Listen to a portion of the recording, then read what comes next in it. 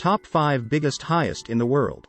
Robberies and heists are intriguing to the public, and a multitude of motion pictures have plots containing a huge score. However, the following are the 5 biggest robberies in history that have had the largest totals and most valuable loot, and some even got away with it. 1. Central Bank of Iraq robbery, $1 billion plus.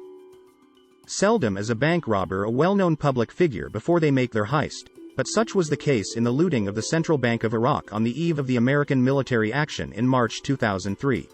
Saddam Hussein and his son Qusay were responsible for removing a reported $1 billion in deposits from the bank to Hussein's palace. A portion of the money was found in a palace belonging to Hussein's other son, Uday, after it was taken by American forces. The whereabouts of the remainder of the money are unknown. It's a big network, and behind it are big politicians from powerful entities leading the country. Heads of departments cannot steal such amounts alone, said a former member of the Parliament's Finance Committee who, like most people interviewed for this story, did not want to be named in fear of retribution. There is an agreement and everyone gets a cut, he said.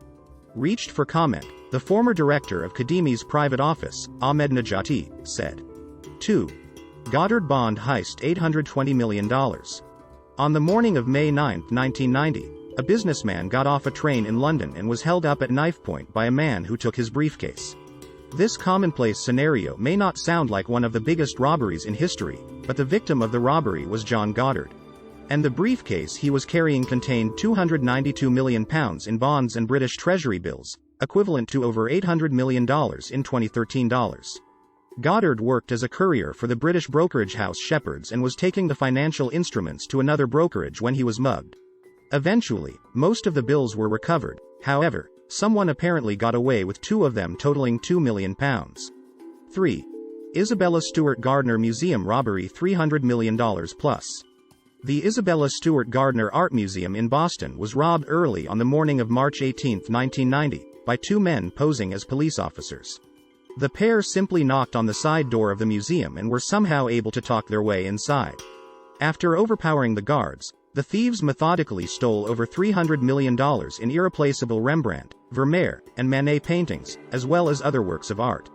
The suspects have never been apprehended, and none of the art has ever been recovered.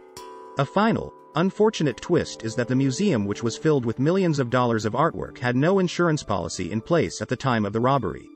The stolen works were originally procured by art collector Isabella Stewart Gardner, 1840 to 1924, and intended for permanent display at the museum with the rest of her collection.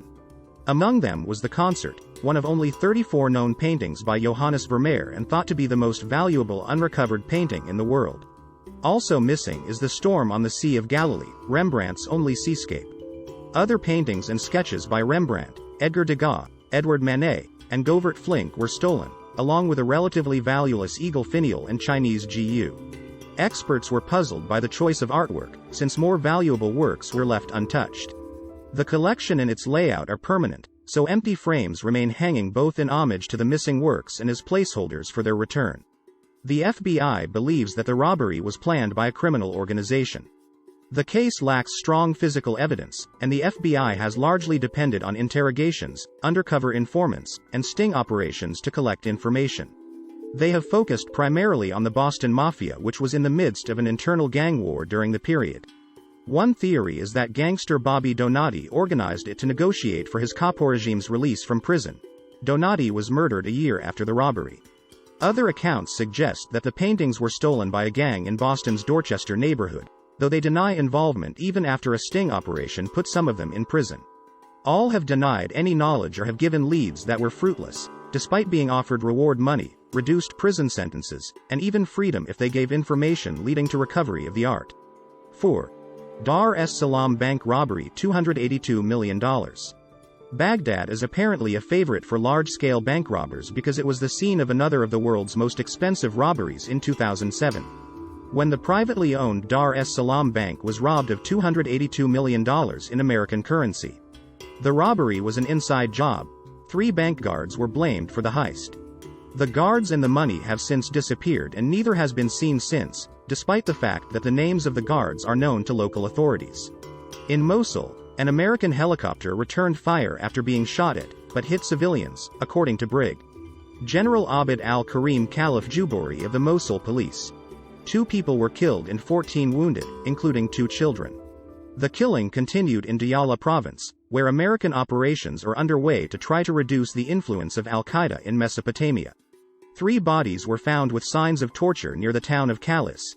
An army checkpoint was attacked with mortars, a local police station was attacked, and a roadside bomb killed an Iraqi army soldier and wounded 4 others in Khan Beni Saad, about 50 miles from Baghdad.